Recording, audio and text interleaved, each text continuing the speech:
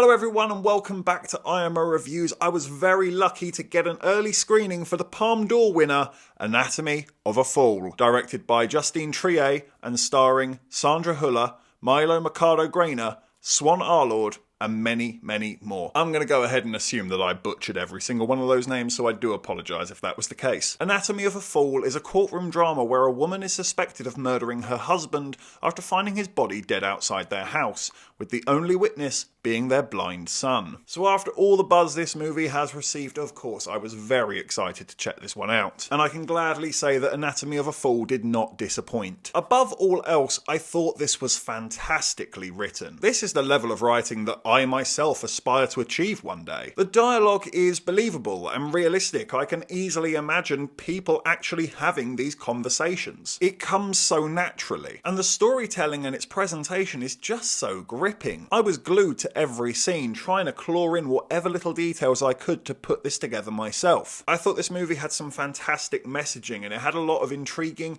and interesting things to say that are very applicable to society in real life. And I thought the cast did a superb job. Everyone is delivering a brilliant performance here. You believe the relationships and the history that these characters share with each other. There just is a real sense of reality and believability to this movie, even when it comes to the emotional ups and downs of being on a trial. You do feel the pressure, the stress, the doubt, the anxiety, and you even get a release once we take a break from it all. And on that note, this movie does a really good job with atmosphere. It's purposely off-kilter and even a little bit unsettling. It really does set a very intriguing tone for the film to come. I thought the cinematography was really subtle but very effective. It offers perspectives of other characters and it will often stay in the room after the fact, or on the other hand, remove us from the room to take away our bias. Anatomy of a Fall really does understand how to manipulate and play with its audience. I like the way it's done because it really does bring the audience into the story. I felt very much involved with the film and it felt like my opinion mattered as well. And I cannot give Anatomy of a Fall enough praise for that. But I have to hit the handbrake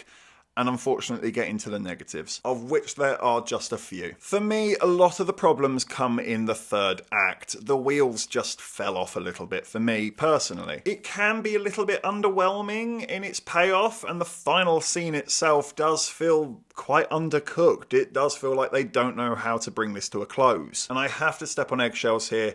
Don't want to give away any spoilers and I will tread very carefully, don't worry. A character makes a decision in this movie that I just could never come to terms with. I never found it acceptable. I couldn't really carry on with the story after that moment. It was too weird. It was too out there. It's way too strange to just move on from like it was nothing. And it does feel like the movie just carries on like it was nothing. And narratively, it felt like a bit of a cop-out in the fact that it doesn't necessarily make a lot of sense and the fact that it made me completely 180 on this character. I couldn't stand them after this happened. And I personally think a lot of average audience members are going to have the same reaction to that as I did. And whilst we're talking about the characters, yes, I really do praise the performances, and they are very in-depth characters as well, so I feel quite harsh saying this, but I didn't really connect with anybody in the film. There isn't a lot of personality on show here. It's very dry. And again, I can see why that's done. It doesn't want to make you biased towards a character, especially being a courtroom trial. But I could have done with just a bit of levity in places here and there. It's a little bit too stiff. It's a little bit too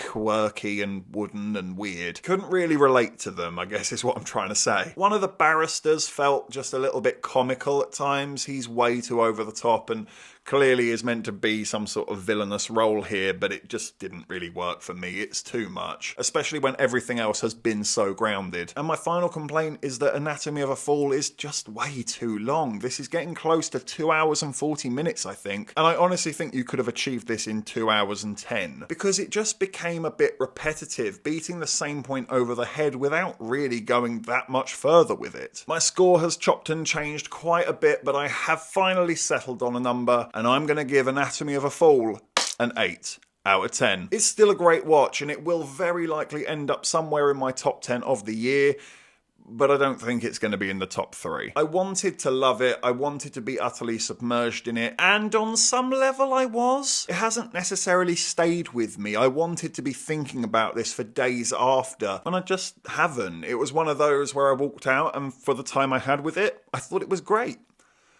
Moving on, and that's where I'm a little bit disappointed, but it's still a great watch. I am still recommending it to you. Thank you for watching this review. Please be sure to hit that like button and hit the subscribe button, and please do hit the comment section below.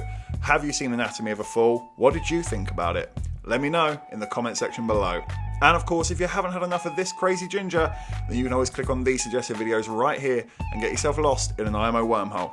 But if not, take care, and I look forward to seeing you on the next review.